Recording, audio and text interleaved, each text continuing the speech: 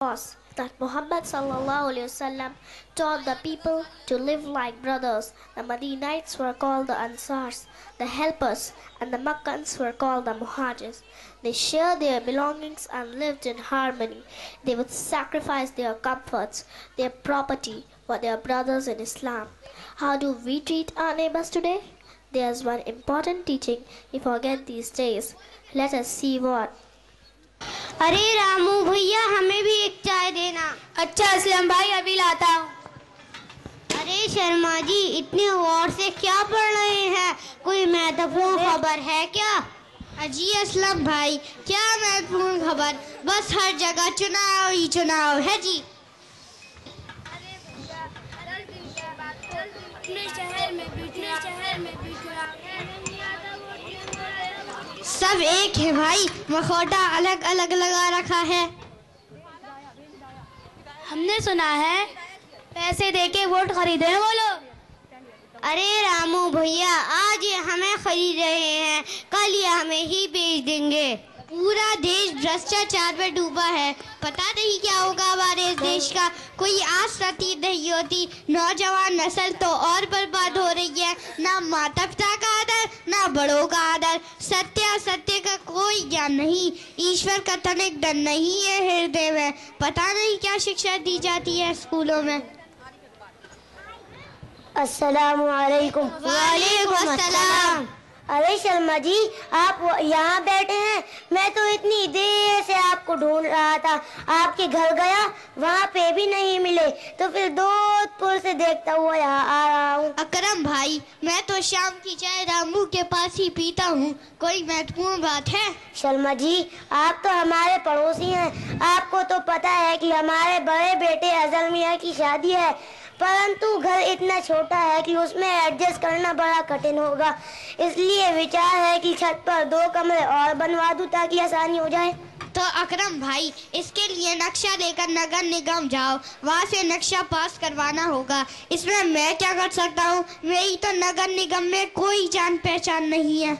नहीं नहीं शर्मा जी, दरअसल इस्लाम की शिक्षा है कि पहले अपने घर का नक्शा पड़ोसी से पास करवाना होगा, फिर कहीं और से। अकरम भाई जरूरत आपकी, जमीन आपकी, पैसा आपका खर्च होगा और अनुमति मैं दूंगा, ये बात कुछ समझ में नहीं आ रही। शर्मा जी सबसे आखिरी संदेश लाने वाले सबसे आखिरी नबी हजरत मोहम्मद सल्लल्लाहु अलैहि वसल्लम ने फरमाया, तुम अपने घर की दीवार जब तक ऊंची ना करवाना जब तक तुम्हारा पड़ोसी उसकी अनुमति ना दे।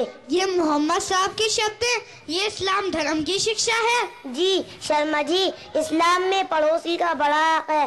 मोहम्मद सल्लल्लाहु अलैहि वसल्लम ने फरमाया, क़ाल रसूलुल्लाह सल्लल्लाहु अलैहि वसल्लम, वल्लाहि ला युमिन वल्लाहि ला युमिन वल्लाहि ला युमिन।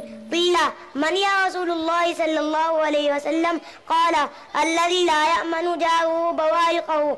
अल्लाह के सबसे आखिरी दूत हजरत मोहम्मद सल्लल्लाहु अलैहि वसल्लम ने फरमाया, अल्लाह की कसम वो ईमान वाला नहीं हो सकता, अल्लाह की कसम वो ईमान वाला नहीं हो सकता, अल्लाह की कसम वो ईमान वाला नहीं हो सकता। उनसे पूछा गया, कौन है अल्लाह के दूत? उन्होंने फरमाया, वो जिसके हाथ से उसका पड़ोसी महफूज नहीं है। यानी कि मोहम्मद साहब ने फरमाया है कि आप मुसलमान ही नहीं हो सकते अगर आपका पड़ोसी आपसे परेशान है, आपसे नाखुश है। बिल्कुल सत्य कहा आपने, बल्कि मोहम्मद सल्लल्लाहु अलैहि वसल्लम ने फरमाया, अगर तुमने खाना खा लिया और तुम्हारा पड़ोसी भूखा रह गया तो यकीनन तुमने आग खाई है। कैसी विचित्र बातें बताई हमने मोहम्मद साहब की, मेरे विचार में तो बहुत खलत छवि बनी हुई थी। टीवी और मीडिया ने तो इस्लाम की और मोहम्मद साहब की बहुत गलत छवि बना दी थी, मेरे दिल में घृणा पैदा कर दी थी। लेकिन आज लगता है जिस धर्म में पड़ोसी का इतना हक है वो धर्म कितना महान होगा। अकरम भाई इस्लाम में माता पिता का क्या हक है? राकेश भाई मोहम्मद सल्लल्लाहु अलैहि वसल्लम ने फरमाया कि माँ के पैरों के नीचे जन्नत है और बाप जन्नत का दरवाजा है।